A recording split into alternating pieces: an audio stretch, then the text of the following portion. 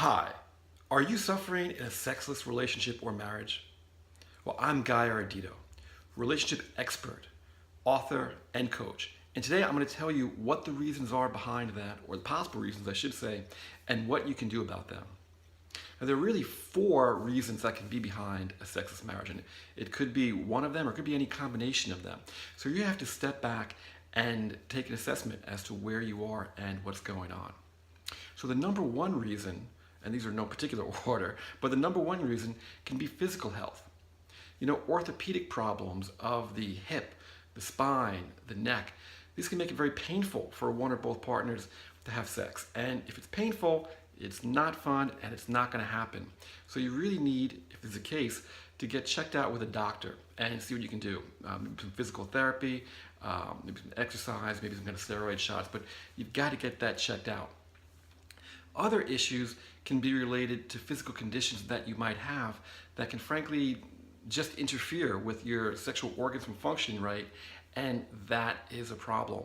So number one, you've got to take care of your physical health. You've got to respect your body, you've got to take stock of your body, and you've got to make sure, just like any other kind of well-oiled machine, it's taken care of and ready for action. All right, big potential problem number two is emotional health. Issues like depression and anxiety can have a big impact on our ability to kind of be in the mood as well as our libido.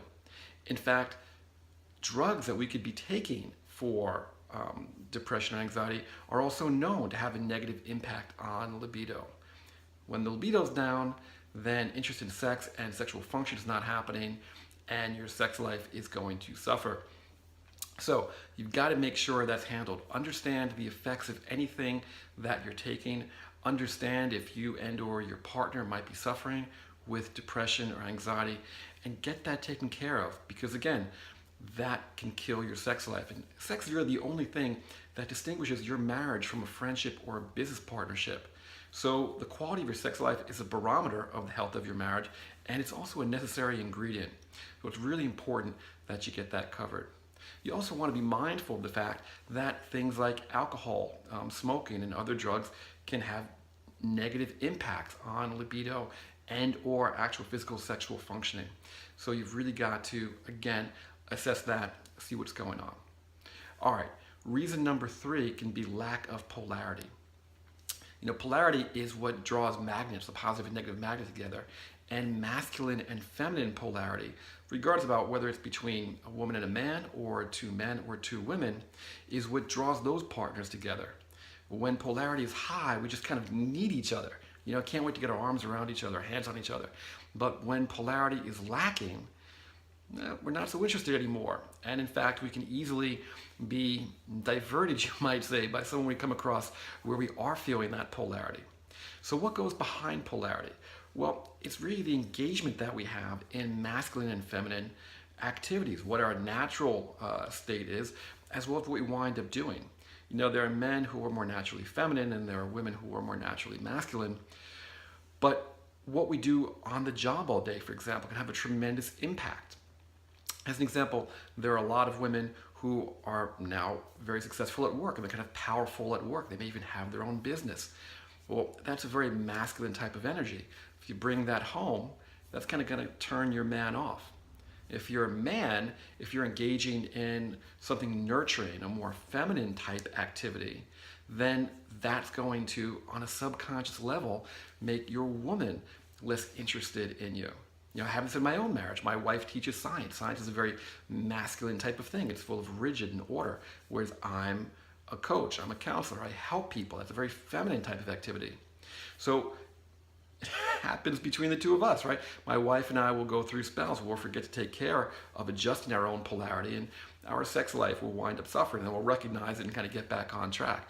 Well, what do we do? Well, for my wife, she engages in more feminine type activities. Those are the things that can be more nurturing, more sensual, like maybe getting a massage or meditating, things like that.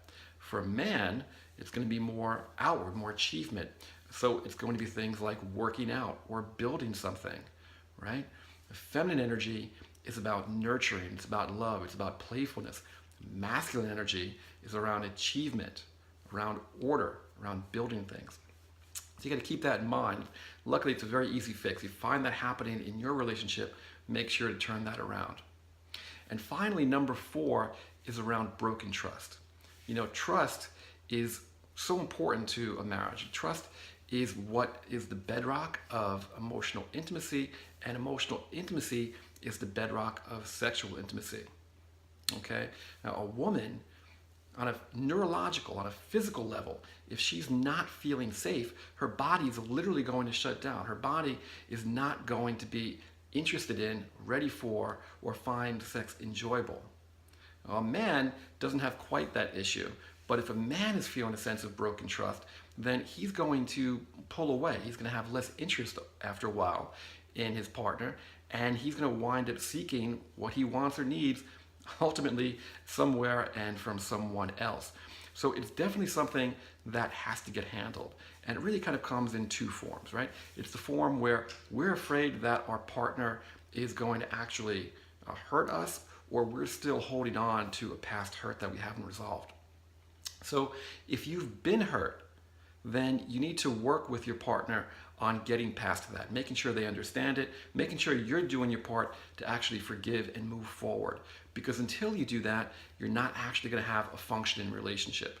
Now, if there's any kind of fear of physical harm, if that has happened in your relationship, if there's actual abuse, then you need to get professional authorities involved. You need to get professional therapists involved, possibly the police involved, and you've got to get that handled.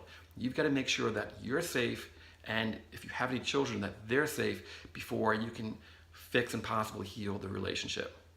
Now, finally, if you feel that you can't say something that you want to say to your partner, if you can't share something that you're interested in, something that you're doing, or something that you want, then that is another form of broken trust. And you got to work with them so that they can understand that, and importantly, understand the impact that is having on your trust, on your interest in intimacy, and ultimately on your relationship. So there we have it, just a few minutes on the 4 reasons why you might be in a sexless marriage, right? We've got physical health, emotional health, polarity, and trust. There's more information about these in my videos here and on my blog, a whole lot more information in my digital programs and my coaching. So if you're interested in any of those, just go to my website, guyardito.com, and you can see all the information about the online training courses that I have, as well as the coaching. We can do one-to-one coaching, as well as coaching for you and your partner. Again, that's at guyardito.com. So I hope you found this information useful. If you did, by all means, share it, pass it on, pay it forward. In the meantime, remember, life is an adventure. Live in love.